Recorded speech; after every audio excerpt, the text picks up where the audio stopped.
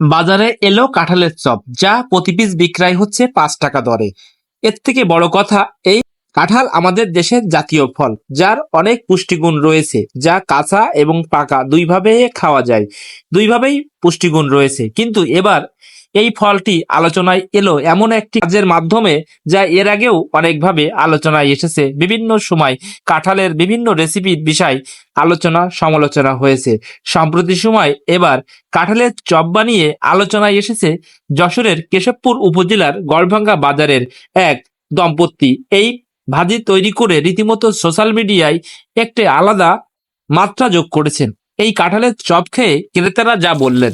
কাঁঠালের চপ তো খুব সুন্দর, যেরকম টেস্ট ওইরকম মজা। এক পিস প্রথমে নিছি, দ্বিতীয় পিস আবার নিছি, এক মনে হচ্ছে আর পিস খাই। কাঁঠালের চপ নামটি শুনতেই অনেকের একটি বাড়তি আকর্ষ তৈরি হয়, কারণ কাঁঠালের চপ এর আগে কখনো বাংলাদেশের কোনো মানুষ দেখেনি। আর এইবারই প্রথম এই কাঁঠালের চপ যশোরের এই চাচি তৈরি করাতে সবাই অবাক হয়েছেন। আকর্ষণের জায়গা থেকে একটিবার হলেও কাঁঠালের চপ খাচ্ছে, যা আমরা রীতিমতো অবাক দৃষ্টিতে কাঁঠালের চপগুলো খেয়েছি। অসাধারণ দৃষ্টিনন্দন, নামটি শুনলেও যেমন খেতেও তেমনই দৃষ্টিনন্দন দেখতে। কাঁঠালের চপ খেলে অনেকটা সুন্দর, ভিতরে যে শক্ত শক্ত ভাব থাকে সেটা একটা মাংসের আবরণ তৈরি হয়।